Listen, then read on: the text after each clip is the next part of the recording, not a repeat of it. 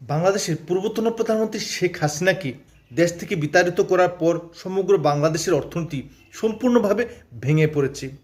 বর্তমান তত্ত্বাবধায়ক সরকার প্রধান তথা নোবেল বিজয়ী মোহাম্মদ ইউনূসের পক্ষে বাংলাদেশের অর্থনীতির গতিকে সচল করার চেষ্টা সম্পূর্ণভাবে ব্যর্থ হয়েছে। জাতীয় এবং আন্তর্জাতিক স্তরে বাংলাদেশ আজ এক ব্যর্থ রাষ্ট্রে পরিণত হয়েছে।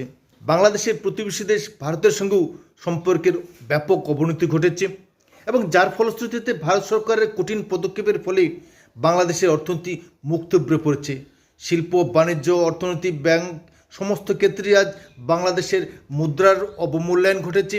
বাংলাদেশে মুদ্রাস্ফীতি যেমন বৃদ্ধি পেয়েছে, ঠিক তেমনিভাবে শিল্প বাণিজ্যের ক্ষেত্রেও ক্রমশই অবনতি পরিলক্ষিত হচ্ছে। ঠিক এরই মাঝে ভারত সরকারের সঙ্গে সুসম্পর্ক বজায় রাখার পরিবর্তে বাংলাদেশ সরকার যেভাবে ভারতের সঙ্গে পাঙ্গা নেওয়ার চেষ্টা করছে, তার ফলে হাজার হাজার কোটি টাকা ব্যাপক লোকসানের মুখোমুখি হচ্ছে বাংলাদেশের শিল্পপতিরা। এখানে উল্লেখ করা প্রয়োজন যে ভারত সরকার ভারতীয় স্থলবন্দর সম্পূর্ণভাবে বন্ধ করে দিয়েছে বাংলাদেশের জন্য, এবং এই অবস্থার ফলে বাংলাদেশ আজ কঠিন অর্থ সংকটের মধ্যে পড়েছে এবং এই অর্থ সংকট প্রতিনিয়তই বৃদ্ধি পাচ্ছে, যার ফলে বাংলাদেশে যেমন মুদ্রাস্ফীতি বৃদ্ধি পাচ্ছে, জিডিপি হ্রাস পাচ্ছে, ঠিক তেমনিভাবে বাংলাদেশের টাকার মানও আজ সম্পূর্ণভাবে তলানিতে এসে ঠেকেছে। পরিস্থিতি এমন পর্যায়ে এসে পৌঁছেছে যে বাংলাদেশের পরিস্থিতি পাকিস্তানের মতো হতে বাধ্য।